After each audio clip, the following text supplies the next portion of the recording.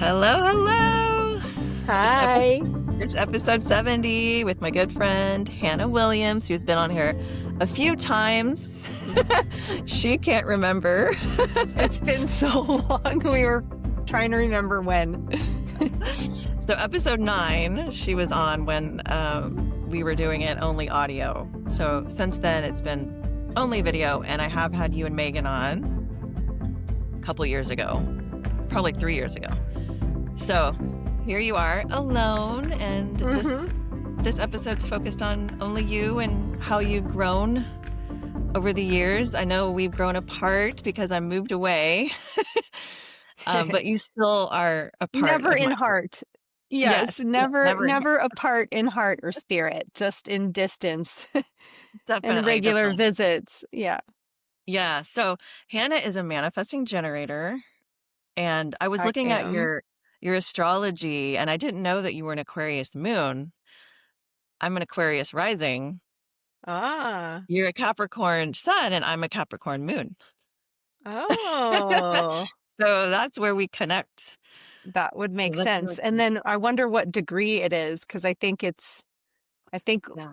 if it's less than 14 degrees, isn't that like that person's really Yes. a Yes. a big part of your life? Yeah, and I did run a bond on us in the pattern app, and it did say that we had karmic life connection. Yeah. I don't need Yep. no pattern app to know that. I know, I Just know, kidding. I know, but it's always But cool when yeah, you see it. it's always cool to get the validation. Yeah, definitely. So, well, I know there's a lot going on in your life, as always, in your manifesting generator ways. um, But Yep. let's start with, your youth. I know you've had an exciting, youthful, challenging, and triumphant time in your youth. I love hearing all the stories. And I know you have so many, but So many. what sticks out to you as I a know. major challenge? How much time do we have, Sharon? Yeah. Okay, a major challenge, Growing up, yeah. gosh, but it's like, which angle are we gonna look at this with? Okay, one thing that I'll say is fun that you and I share, and actually a lot of my healer guides and teachers share, which I think is kind of fun and different. The people that might have a perception of us today might not know that we all come from a little bit of the hood. That's a Yep. fun fact. So yeah, Mhm. growing up, I was in LA and I was in the hood. I mean, before the hood turned like super swanky cool, when like swingers got released and then our whole area blew up with hipsters. But yeah, when I was growing up, I would go to my cousins in Malibu and they'd be like, ooh, she's got her bangs teased and she's from the ghetto. She's from the neighborhood. That's what they used to call it. And so that was a really traumatic time in life to be navigating that at such a young age, like gangsters, actually. and and when I look back today, that was a little edgy part of my life, and I'm so glad I have. I mean, Yeah. when some of the kids in the Lake Travis area try to act gangster, I'm like, oh, guys. I mean, put them in the actual hood for like 5 minutes, and they'll see what I it's know. really like. Lake Travis is not the hood, but yeah. So I think that was one. It growing up that way gave me a lot of cultural awareness.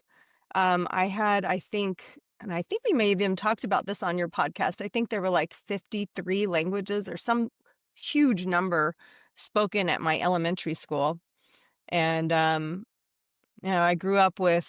was a minority in my elementary school and in my junior high school first year. And then we moved to the San Fernando Valley and I lived just over the hill from Malibu. And that was a funny thing all on its own because, that's growing up visiting my cousin in Malibu and all her friends. All those old school um, Southern California movies where the Malibu kids are like, yeah, vowels are not cool. if you're from the valley. And so when my mom bought a house in the valley, I was absolutely traumatized. And then I met all my best friends, and we're still very, very, very close to this day. So it's just, I started like, I mean, way back then, you see how something that seems like such a horrible thing ends up turning around and being one of the biggest blessings on the back end, which Yeah. is you never would know that as a kid or in that moment in time. I mean, when my mom told me we were moving to the valley, it's like that could have been a sitcom. I was on the floor sobbing my eyes out. I will not be a Val. I literally picketed outside of my house the first day of school, and then I met my best friend that That's day. hilarious. So, yeah. That's hilarious. Such a great lesson for kids to know, that moving seems so challenging and, oh, I don't want to leave my friends, but it can be such a positive change in your life. Yeah. And then I remember you know, being so mad at my mom that she wouldn't be they called it stage door mommy and take me on auditions because she worked. She worked in the inner city as a high school teacher. And, um, and I wasn't able to pursue that as a kid. And then you look back now and you see what happened to a lot of the child actors. And my uncle was an actor, and I remember him saying, just study your craft. Please do not do this as a kid. Do not do this. Just trust me. Don't do this as a kid. And you see kind of what went on. And, Yeah. having a background like that, or like even the challenges of the entertainment industry, like finally making it to where I received, I landed a part in a movie that never got made, but everything's a catch-22 there. You can't go on good auditions until you have a good resume, but you can't have a good resume if you can't get the good auditions. And, it's, I finally landed this role, which got me into a top level agency. And the first thing they wanted me to do was go out on an audition in a bikini and jump on a trampoline. And so that was for this show called The Man Show. And I was like, no. And they said, excuse me? No. And I said, absolutely not. I'm not going to jump on a trampoline in a bikini. And so, those lessons too, like the things that I was asked to do when I finally received that, and making the decision to leave acting just to pursue music was a huge, huge step too. And such an awakening, part of my path, like those choices I've made. And now I'm going to be 49, like in a week. Um, No. and all of these choices, they're still kind of playing out in this way. It's Yeah. really, really cool. I know that's fascinating, the parallel life that you could have taken for sure. And I know we talked about this after we both watched the 90s Kids by Soleil Moon. Hmm. All her videos of what was going on during that time, and you were right near all those actors as Oh, they were right growing there. up. That was our neighborhood. Yeah, Yeah. Soleil Moon Fry. She Yeah. lived down the street. Wow. So it's amazing. So it's really great to look back and see like, wow, my life could have, yeah, it looked like these actors were having amazing life, but now they're coming out with the big challenges that they endured during that time. Hmm. That's a lot. And they're turning it, I mean, most of them are turning them around and learning and Yeah. growing. Some are, you know, not doing so Yeah, great, but some lives were lost. Yeah. hmm, But yeah. yeah, I love to see all those actors from, growing up and now as adults, how they're turning around things, for the good, helping people. Hmm. Yeah. So, all right. And then you met your husband to be, who is your husband now, and you guys were into music and landed in Austin. What year was that? We moved in 2005. I came here in 2003 with my band. We played South by Southwest, and that's when I was like, "Oh my God!" We were really at the time feeling like our souls were being sucked out of us from the town, from Mm. Los Angeles. But then funny, hindsight's always 2020, and these lessons that we learn, I take responsibility for that. I was stuck in a place where I just what you focus on expands, and I was focusing on the scum of the city.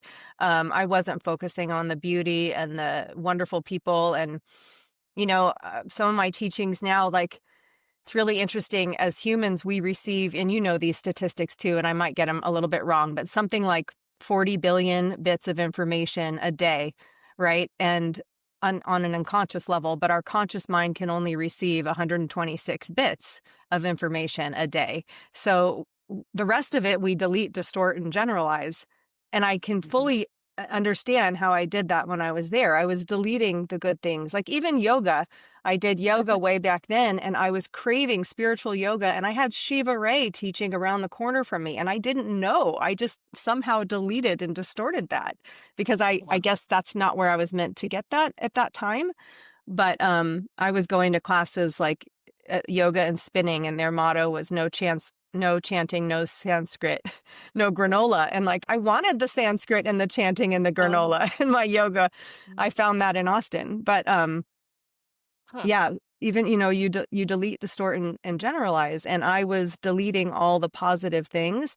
And so when you're focusing on what's not going well, your unconscious mind keeps providing more of that for you. Like, Mhm. I'm getting screwed, I'm not getting the part, I'm not getting this, we're not getting that, instead of like, what are we getting? What are we getting to do?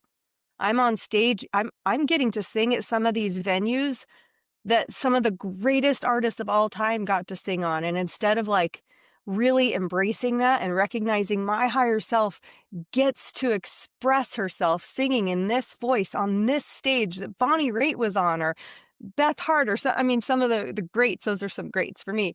And instead it was like, is anybody here to sign me?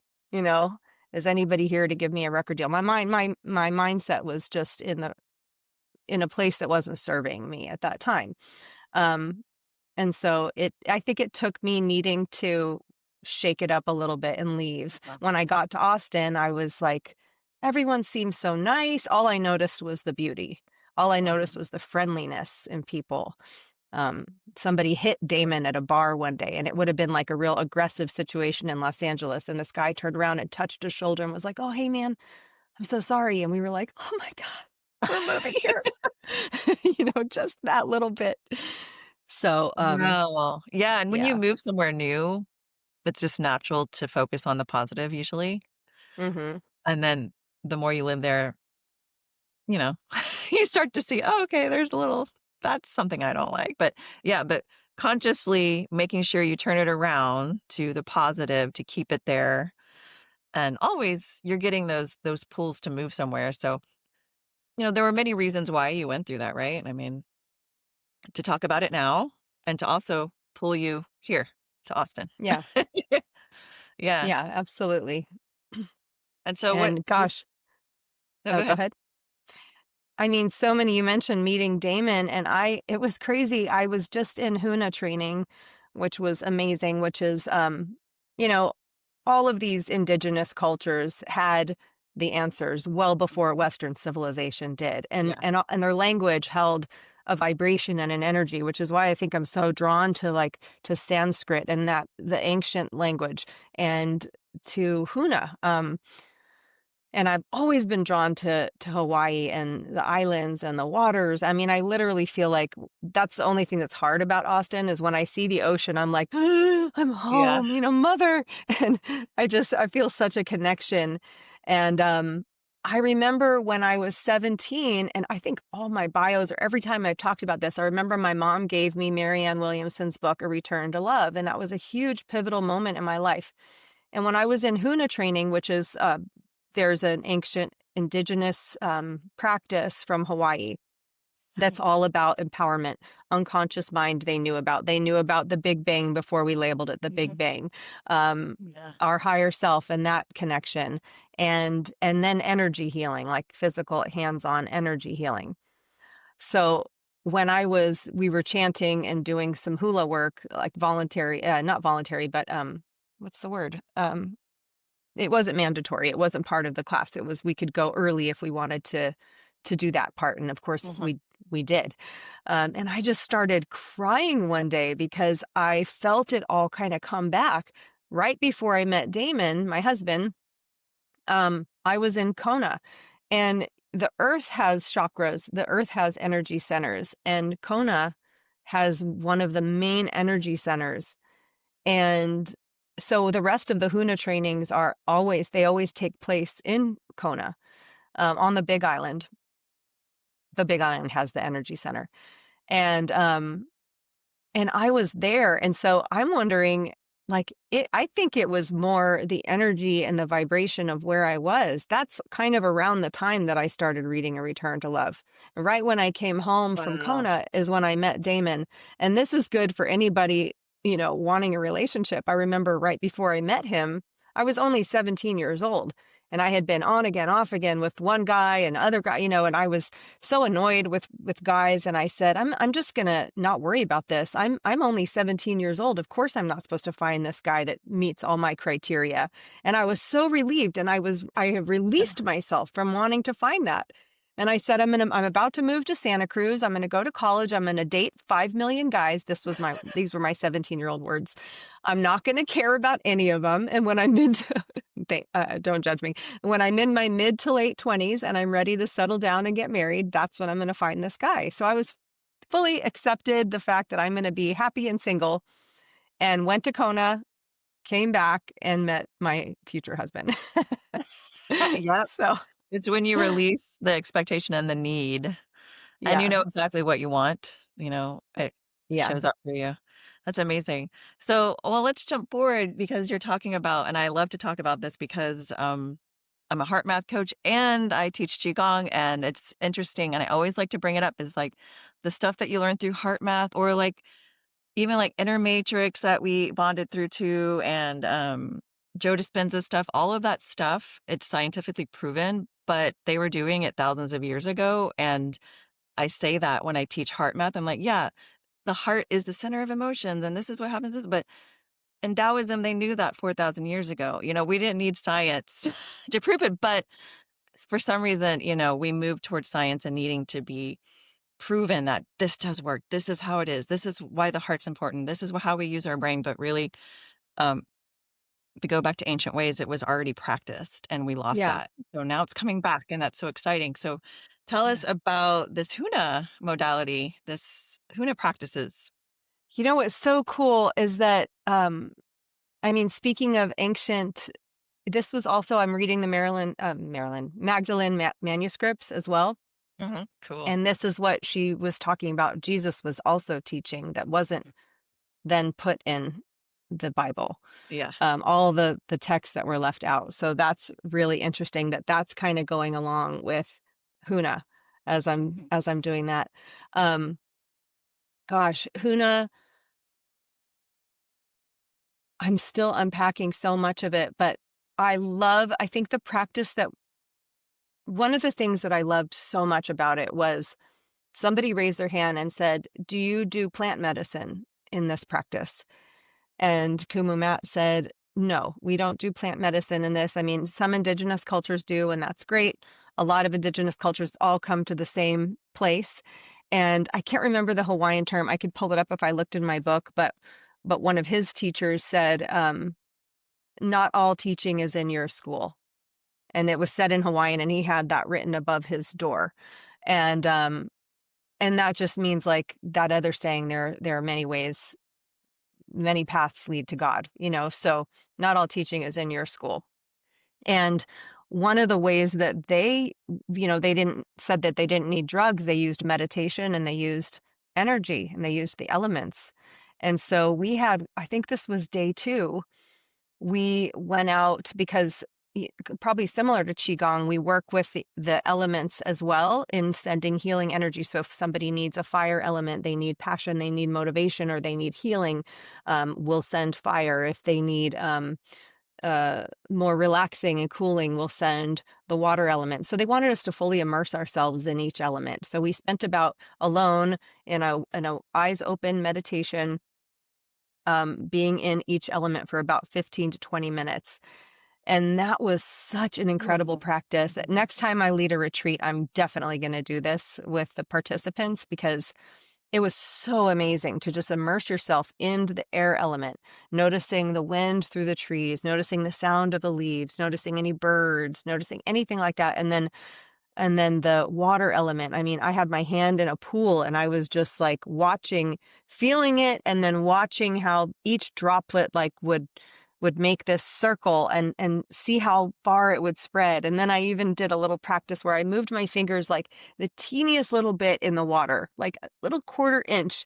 And I watched that teeny little movement make waves across the entire length of the pool. And I looked down the long way, and those little ripples met the edge. And then I stopped and watched how it softened. Kumu Deanne, I had on my podcast recently, and she was talking about, we talked a lot about shadow work, was incredible. And how, like what we just talked about too, how we can delete, distort, and generalize based on the 126 bits of information we're grasping. So if we're looking at a pool of water that's still, and we're made up of so much water, if we're looking at a pool of water that's still, we're able to see things clearly. But if our emotions are getting in the way, if we're in a state of distress, if we're in a not saying fear-based states are wrong, they're part of human nature, but if we are in fear or in anger or in jealousy, well, that's like that itty bitty little ripple that rippled the water out. And so then the image is distorted on the surface of the water.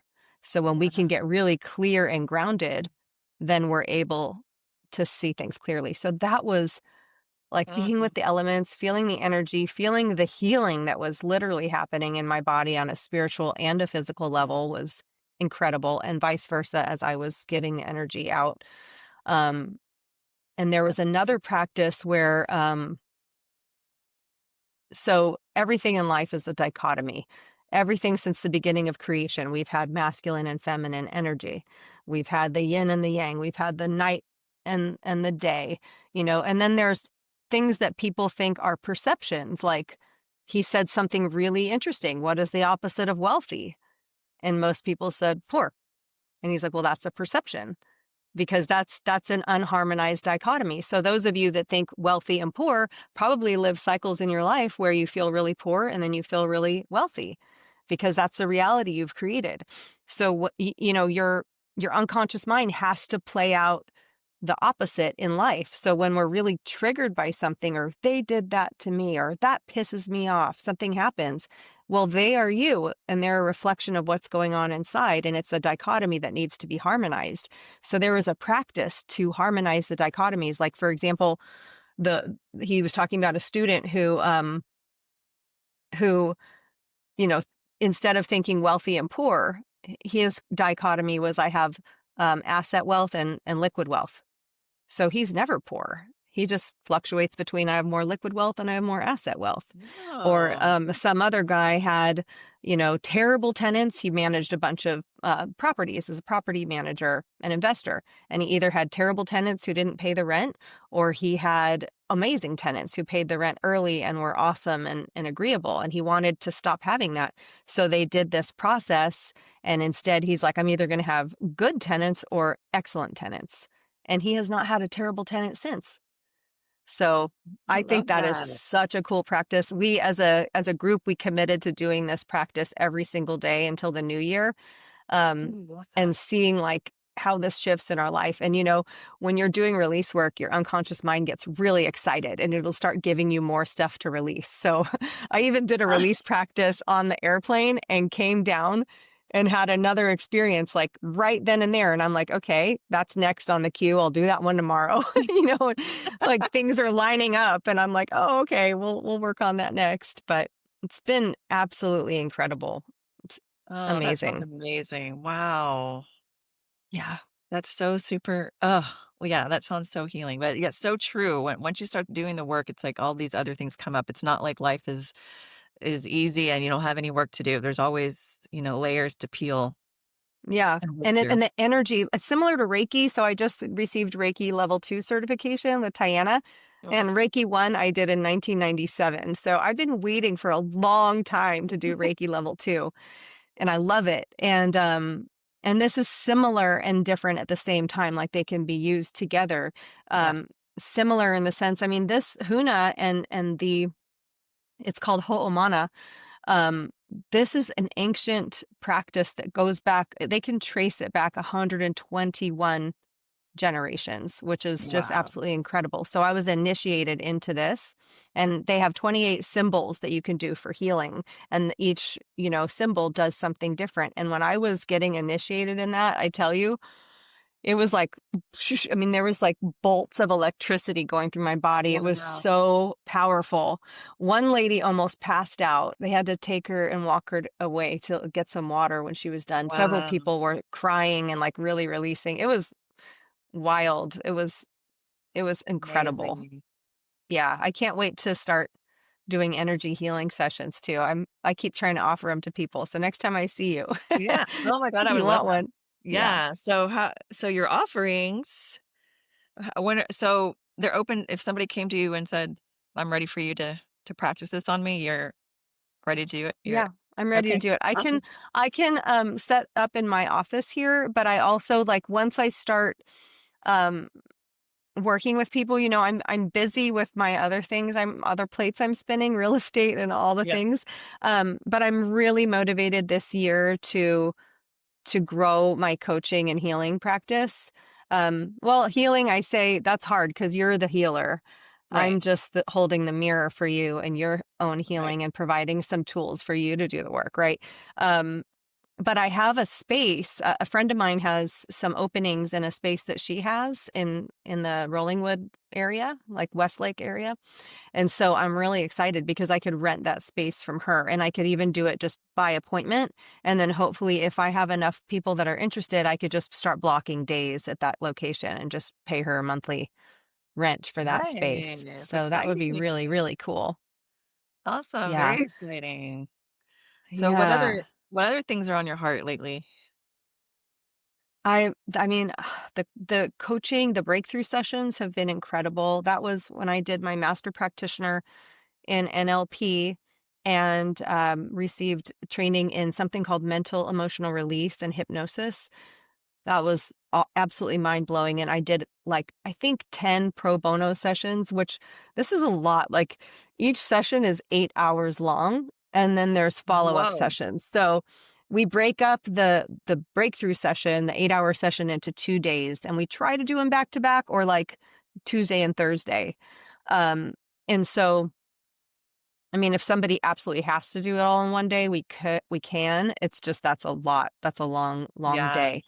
Um, but that's absolutely incredible. And it releases so much baggage. I did them on myself several times, and then I've worked with others. People pick an area of life. So you have relationships, family, career, personal growth and development, health and wellness, and spirituality. So someone kind of gauges the 6 areas of their life and thinks about which one has the most baggage. And baggage meaning like sometimes people think of baggage as like a bad connotation, but more like where are we holding energy? Where do we have a lot of resistance? Like, or where are we saying things like they call them move away from words like, well, I don't want this, or I want to be I don't want to be overweight anymore. I don't that has energy in that's got baggage. Those are called move away from words. Or I want to be healthy and strong and radiant. They might not have that might be a great goal and they might not be as much baggage there. So if there's one that carries a lot of weight, and that might help trickle down like a domino effect to the other areas, then we start with that one. And it's incredible how just Wow. starting with one area really does um, provide ownership and empowerment because you really see where, like with my career, I was talking about how I can see where I was at cause for that. I could see that these things weren't happening to me; they were happening for me, so, to get me out of Los Angeles, but also they were happening for me because it allowed me to open my eyes and see like how powerful I really am because I was focusing on what wasn't working, and so Mhm. I was receiving more and more of that. And so it helps people in that sense be at cause and then make different choices and then release baggage. Like we go into the unconscious mind and basically pull things out at the root. And it's just amazing to witness these transformations in people. And then it's Um, cool with the Huna. So I haven't done a session yet since I became Huna certified, Huna level 1. But a lot of my colleagues that are doing breakthrough sessions, sometimes they're using NLP techniques that work on an unconscious mind, or even hypnosis techniques. Sometimes those aren't working. And so this is just another tool that might be able to break up that energy and help people with their release. So Yeah. a lot of people feel like, oh, as soon as I do this, I send them the energy, it's cleared. It did the Yeah. trick. So that's been Nice. really, really cool. I'm very excited about that. Really excited about the podcast and growing. The community, Mindfully Austin, has kind of grown into an organic networking group for people that are uplifting humanity through their work, which is really, really cool. So we want to start offering more workshops and things to support businesses, that are giving so much to others. We want to give Mhm. back to them and Oh, I love allow that. their own growth and healing. And on real estate, I'm excited because I love my clients that I've had and that believe in the way I do real estate in more of a mindful sense. And truly, like, it's not just a slogan like creating harmony in home sales. That's really my goal, and my mission is this is another huge transition in people's lives, and I want to support them in it. Um, it's been a very tough year. And so this past luckily, a lot, some things happened right before I left on my trip for the Huna training, and I was able to do a ton of release work and recognizing like what was there as a positive lesson for me. And so I was even thinking about like just shutting that chapter of my life and moving on. Um, but then I don't want to walk away from the clients that really could use that level of support, that are open to that level of support. So I've been training other agents for a long time and helping them with their self-care practice so that they can serve at the highest level.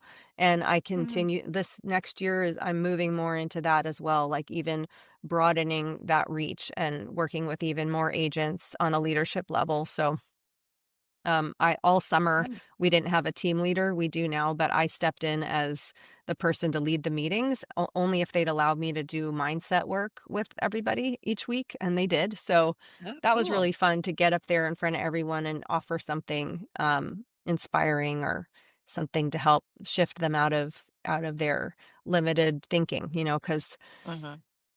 this has been a tough market, and some agents are having their best year ever in this market. So that's been an interesting thing to play with, like, um, congruency, energy, and when you like this Huna, and we've been talking, you and I talk so much about manifestation and being at cause, and wow, so many things opened my eyes, um, to even like being fully congruent with a choice to do something.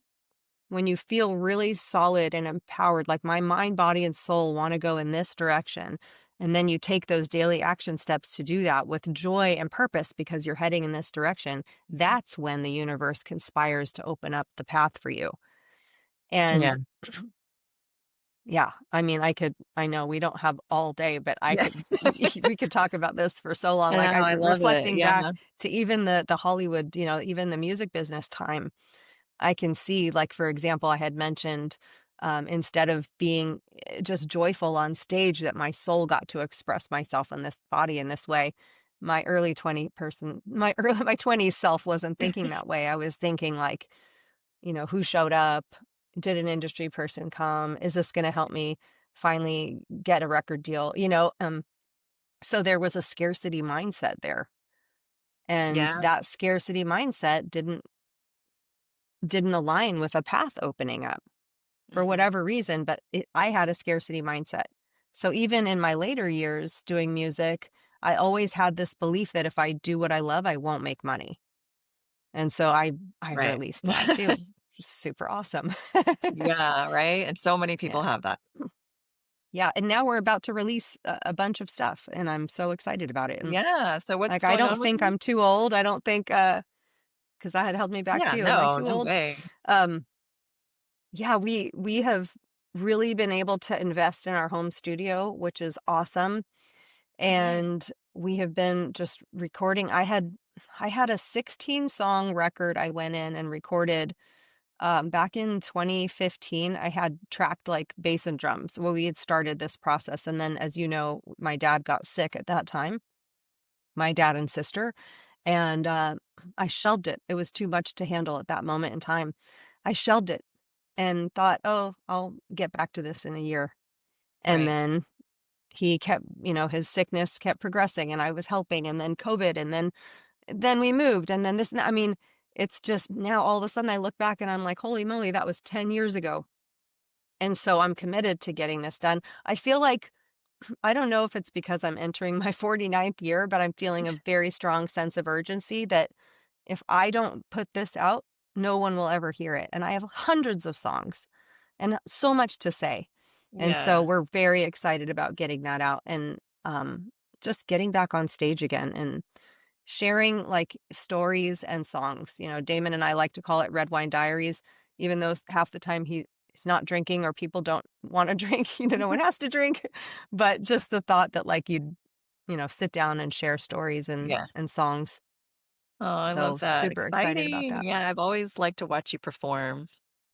Thank you. I love And it. it's I want to do more yeah. house concerts too now that we're revamping the yard. Yeah, maybe I should come out to my house. I've only had one concert, Matt, the electrician. Yeah, I would love But to. I was wanting to do it this fall to have some more people in, but I just never got around to it. So yeah, if you guys Mhm. want to come out here and play, I'll gather my bass drop people.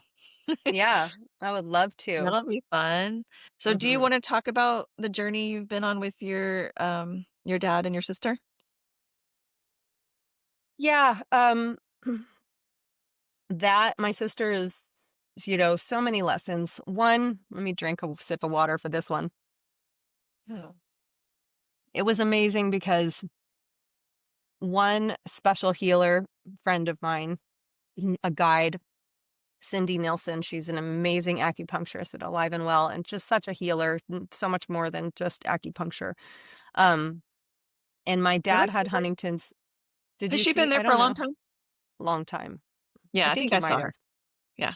Um, She's amazing. so we found out that he had a genetic fatal disease called Huntington's disease, which is like ALS, Alzheimer's, and uh, ALS, Alzheimer's. I'm forgetting one of them, and Parkinson's, all rolled into Yeah. one.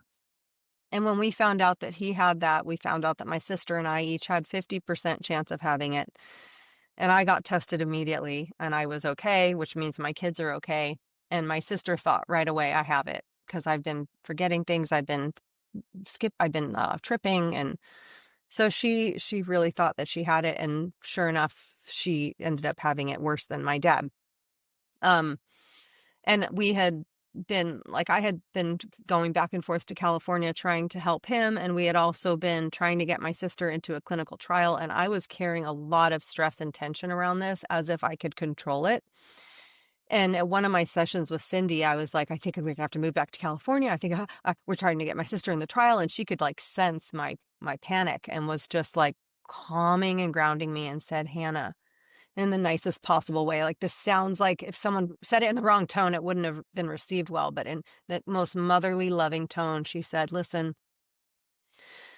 each one of our souls has a contract. Each one of our souls decided what it was that we wanted to learn here in Earth School. And she said, and what your dad's contract was, what his soul chose to learn, and what your sister's soul chose to learn. And she was like, she touched my arm so gently. She's like, it's none of your business. And I'm like, Ugh. but, I mean, it felt like a gut punch, and at the same time, it was so true, Yeah. and I said, but I, but," and she said, "Yeah, but there's nothing you could do. What you can do is send healing and love to them, and that's more powerful than anything else you can do." So it became a daily practice to I felt like a download to just literally visualize them at their peak of joy and happiness with their eyes shining so brightly and being healthy and strong. And I would just see them that way over and over and over again and like send that to them and surround them in light. And that became a daily practice for me. I still do that with my Mhm. dad and I still do that with my sister. And, um, Mhm. and just show up the best I can. And I would tell him that when he couldn't do things, he was so frustrated that he couldn't do things that he wanted to do. He played music. He was so active. And I would say, Dad, I see you as the person that you are, not the person, not what the disease has done to you. And he really, really appreciated that. And my sister too. I talk about what a wonderful clothing designer she was. And I mean, she's got a daughter who's 8 that doesn't know this. She doesn't know her mom was so capable of so many things. And I tell her all the time as well. Um, and then the beauty of my sister is that this being, she didn't I was always a soul seeker, and so was my mom. We were always searching for some bigger meaning, for a new teaching, for this or that. We're always on a soul quest, a soul perfect for your podcast, but always on a journey. And my sister never was. She just is. She just, we always try. We do all these things so that we can learn how to be human beings, not human doings. We Uh-huh. do so that we can be. And Yeah. my sister just has always been a beer. She's always been a human being. And she just lives. She doesn't dwell. She just exists in a pleasant way. Wow. She can't do much. She can go to acupuncture. She enjoys going to acupuncture. She can watch a bunch of movies. She loves her movies. She loves her time with her daughter and just watching her. And she it's just amazing. Her name's Rosie, and she truly through the world, looks at the world through rose-colored lenses. And so if we could all learn to do life like her. I think she's a really strong example where when I was in those 2 weeks waiting for my results, I was already thinking of all the things I was going to do to fight this thing. Yeah. I was like, I'm going to Yeah. do this. I'm going to do that. I'm going to do this. And, Yeah. I remember. yeah. And she's just, she's just like, even though she had Thanksgiving, they have to mush her food. And she's like, they mushed my food for me. She was just happy about it. Somebody mushed up her Wow. food so she could eat it. Not like, I can't believe I have to have mushed food. Yeah. She's I just, love that. What a yeah, great lesson for everybody. And we yeah. think we tend to perceive people that are going through this huge challenge that we perceive to be a huge challenge, but the person that's going through it, living life and enjoying everything they're getting during the Hmm. process. I mean, wow, that's such a great lesson. And how you were saying her name, Rosie, rose color. This sounds like there's some kind of foundation coming out of this, some learning Hmm. modality coming out of this. So Yeah. this journey that you've been on with your dad and your sister and your dad has been past for how many years? We found out in 2015, and he passed away in 2019, which we're also so grateful for. I mean, Hmm. if he would have been, he was going to have to go into a nursing home, and it's called a board and care facility that we were going to put him in, which I have a dear friend. If anyone has a parent local in Austin, she has 2 of these, and she is just a beautiful soul. And these are homes, so they don't have to be in a nursing home with hundreds of patients. They're in an actual house, and they have only 5 or 6 people in each house. So it's very homey. They have a 24/7 care team, all their meals provided. And we were about to have to put him in a place like that because he was a big guy. He was 6'2", and my stepmom couldn't physically handle it anymore. And then before he was moving in, and he didn't know this, that he was moving into the home, he started to transition. And then the week of his transition was actually so beautiful. I made a playlist with all his favorite music. We sang to him, we danced, people came to visit him. His sister and brother flew in. And then what the gift that he gave us during that time was he literally transitioned between the two worlds in the physical form. And we got to witness that.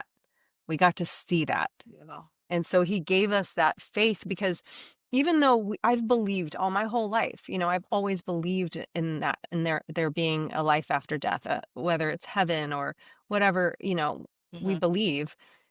When somebody, I think this happens to a lot of people, when somebody actually does die, we lose all faith for a minute because we're just devastated in grief that their physical form is not here.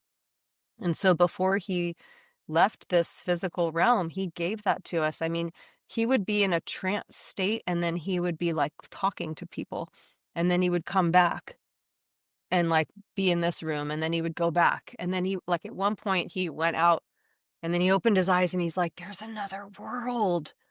And he tried to Wow. tell me and then he was out again. And I'm like, wow, this is Wow. incredible. And then Oh, like so many magical signs that he's given me. Like when my Aunt Michelle was here and my Uncle Fred, their family was huge. It was just the three of them, but their aunts and uncles, I think there were 9 of them, and they all passed. And they all would sit at a big table and eat cake and coffee together. And at one point, he had said to the caregiver who was there, he said, may I have some coffee? And she said, because he never drank coffee, she's like, who's the coffee for, Anthony? And he said, well, it's for all of them. And he like moved his hand and there was nobody else in the room that she could see.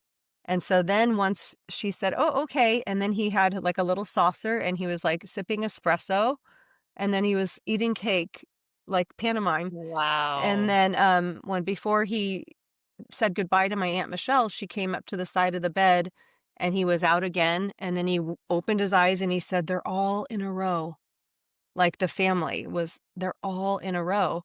And so, well, I mean, like crazy things when we were at the beach and we were scattering his ashes, the seagulls, they drive in, they fly in formation, the seagulls drive the sky. And the seagulls went up into the sky and they went into a perfectly straight row. And I had never seen anything like it. Like they were all in a row. And Wow. yeah, I mean, we could have one podcast episode on all the signs that he's given. It's like so crazy. I love So it. yeah, that's been quite Amazing. a journey, and I'm grateful that he didn't have to be in that home while Yeah. we had the pandemic and everything was shut down. Yeah. Yeah. So Totally. So then now your sister, it seems like you've evolved through that, definitely. Because like you were saying, I do remember you really fighting and trying to control things with your sister and wanting her to move to Texas or California. Why is she living there? And now it really feels like you've let that go. yeah, I mean, I really wish it was more convenient for me, but it's not Yeah. about me. Yeah. Yeah, I know you So wanna help more. Yeah. I want to help more, and they do have a really good community there. I mean, they have a really great community in Los Angeles, or Orange County actually, but both. Um, but they have such a nice community there. Sophie has such good friends at her school and the parents all help and they've got a rhythm. Um, yeah, we'll see. We'll see how long it lasts, but Mhm. I have surrendered a lot. That's for sure. Yeah, definitely. Yeah, So, thanks for sharing that with us. of I know it's course. Thanks for checking in about it. so, yeah, go back to the fun story. We have so many I know, like, over the years, we've shared so many synchronistic moments that are just amazing, but Yeah. the one when I first met you, it was just so fun, was when we were supposed to go we were doing the Inner Matrix group with Jody, which was super Hmm. fun. Um, and then one day you called me up or no, yeah, one day on the way to Inner Matrix, you got a call from San Marcos Shelter, and they were like, Hmm. "We have your dog here." And you're like, Wait, hold on. Pause your story because you're missing the best part. "Okay, go. No, you tell it. You tell it." Oh my gosh. Well, first of all, for people that don't know what Inner Matrix is, it was a 9-week meditation series. And Mhm. my friend Jody had always hosted these, and I wanted to go, but it was so far in North Austin that when I lived out in Dripping Springs, I'm like, I'm not driving all that way. But then when you and I met, I remember I saw a new one was popping up, and I asked you if you wanted to go because I felt like that would be a really great way for us to get to know each other because we'd have the drive together. And you were Mhm. like, yes, I was so excited that you said yes. We truly got to get to know each other and bond Mhm. during those car rides. Yeah. And I found a whole new level of, I think that's when I finally got meditation after practicing it for so many Mhm. years. It didn't Yeah. really click for me. I was always more of a journaler. I would channel through my writing, and messages would come through that way. But meditation with Jody really, really helped me finally get it. And we had rehomed Lucy when she was 1, and that was in Belterra. And Paisley, my little one, she was only 1. So I had a baby, a 4-month-old, and I got a tiny puppy. And we had a big dog, and it was sheer madness and chaos. And we didn't know my dad had Huntington's disease at the time, but he was watching Paisley, and Lucy and Luna were wrestling and bumped into her, and she fell down like a few, stairs outside. And he was in such a panic. He's like, "You got to get rid of that dog." And he really started getting it in my head. And I thought, well, oh, poor Lucy, but she is kind of crazy, and this is so chaotic with a baby. And so Yeah. after she was 1, I thought about rehoming her. I put her out there, and a lady and her 2 boys wanted to adopt her, and they absolutely loved her. And so I felt really good about it. I'm like, okay, I'm not just sending her to some random place. It's like a really nice family. They're going to update me about her all the time. They were sending me pictures of her and their other dog, and felt really good. And then Paisley gets a little older, 2 years later, no, about a year later or so, a year and a half, they want a little dog again. And I see this lady who I think she had just passed away, and she had left this Chihuahua mix, and the dog was 8 months old. And so I was like, oh, this is much better. So this dog is 8 months old. She's already an older dog for a small dog. She's probably potty trained, and she can do the leash, and we don't have to do all the puppy stuff. And so we take on that dog. And that dog is, and we had this superstition about L names, because the only dogs, we'd always foster dogs, and we'd name them some random name, and then they wouldn't last. But our first dogs, Leroy and Lobie, lasted forever until they passed in old age. And we had Luna, so we named Lucy Lucy. And once we rehomed her, we're like, I guess the L name doesn't work anymore. So we got this new dog at Christmas time and named her Joy. And she was an 8-month-old dog who had never, ever, ever, ever, ever been trained. So it was much harder with her. She peed and pooped all over the floor, couldn't walk on a leash. I mean, it was not a good fit at all. And then we moved to Apache Shores near Lakeway, where you lived. And she kept staining the floor because it was all travertine. And every time she'd pee or poop, it would leave a stain. And I'm like, we can't do this with this dog. And I found another nice family, and they were so excited. They took her in, and we had painted this house white, and we were pretty new in Apache. And so then this is when you and I are driving to the meditation class. And I'm telling you in the car, oh, I think this is our meditation house. It feels so peaceful now. We just have one dog. We just have Luna, and we painted the house white. And I really feel like this is a new era for us. This is my peaceful meditation home. The last house, we had so many different colors on the walls. This is our meditation home. And then we get that number, and I answer it. Excuse me, I don't know. And now I never answer the phone if I don't know who it is. Yeah. They're like, hello, this is the San Marcos Animal Shelter. We have your dog too. And I was like, what? No, what dog? We have a dog named Lucy Bell. What? No, I rehomed her 2 years ago. And they said, well, she surrendered the dog, and this is a kill shelter. So if you don't want the dog to be euthanized, you need to come get the dog. She's microchipped to you. And I was like, Yeah. oh my gosh. So you came with me to the San Marcos Animal Shelter the next day, and Lucy Yeah. remembered me. We still have Lucy. Lucy came home. I'm like, it was the L name. Now we've had, other dogs. We always name, everyone's an L. And now it's like Louis, and Getting mixed up So, with all the names, especially at our age. It's like, oh my God, I can't remember anybody's name. yeah. Yeah, I thought that was just such a fun story of like, I tell everybody that story. Like, it's just like she gave the dog up, but the dog came back to her, and now she's still. And how's Lucy doing? She's getting She's old. old. Yeah, She's how a old is she good now? girl. She's Paisley's age, so she's 12. Yeah, she'll Yeah, be she turned 12 in July. So yeah, she's awesome. And slowing down. She's a Louis good is their girl new though. dog, right? Louis is Louis. the newest. We have Lino, who's a tiny little Chihuahua, Oh yeah, smaller that's than right. Lucy. Now Lucy's a big girl. Lino, and then Louis we got last Christmas on December 22nd. The kids were really wanting a big dog again. I'm like, we're fine. We have 2 little dogs. It's good. And then we see this big white dog with these bright blue eyes and these spots on his nose. And I'm like, oh, okay. So we went and rescued him, and he was only normally, I think it's $250 for a rescue at the Austin Humane Society. And Hmm. we get there and we're getting ready to pay, and they're like, it's $25 because of the Christmas holiday. I'm like, oh, Louie, you were only $25. Oh my Cheap gosh. public adoption. Awesome. Well, Yeah, hopefully I he's a get to good meet. dog. You haven't met Lino either. So to meet them both soon. Yeah, come have a Spicewood getaway. You can have a sleepover in Yeah. the guest room. Yeah, I can't do that much these days because I have a dog now. All your animals. Yeah, And same. yeah, and my roommate and her little dog. It's been fun and challenging at the same time having another dog. But yeah, I definitely have learned I don't want another dog, just one dog.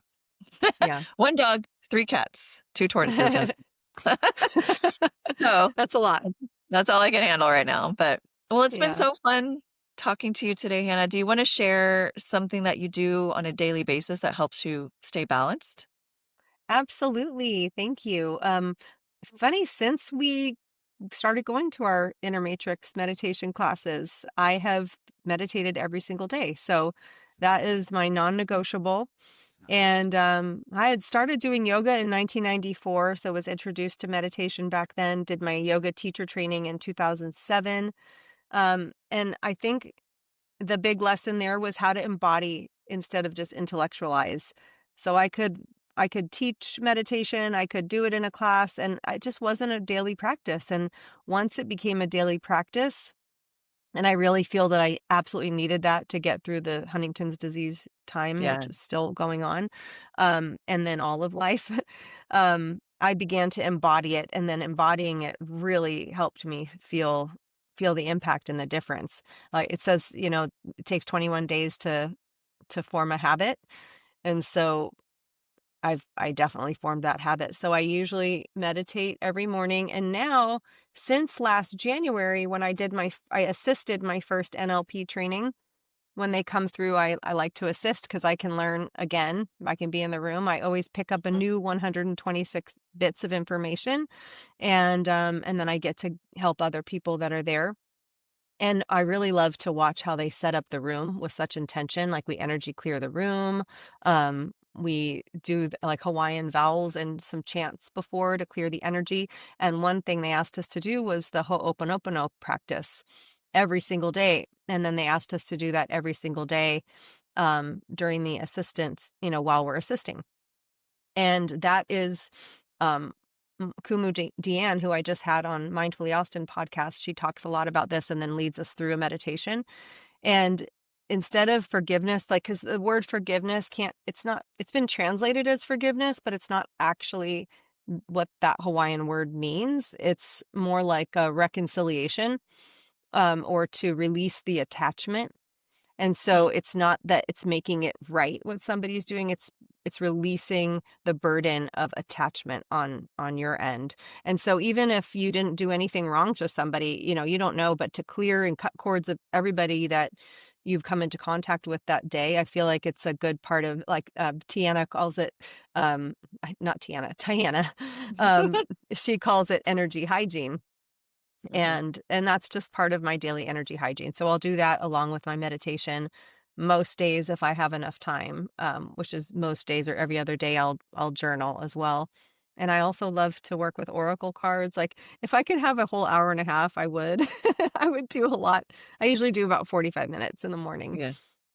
So, Yeah, my yeah. mornings, I'll be sitting here forever just, like, doing all kinds of things, and then I'm like, "I better start my day because I have to, like, enter the earthly world." I Um, know. have you been doing Ann Tucker's 40-day glow? No. Oh my gosh, it has Is been it amazing. awesome? Oh my god. Oh. Almost everyone has just really she's channeling from the mother of creation and these meditations, and it's it actually starts at 11:30.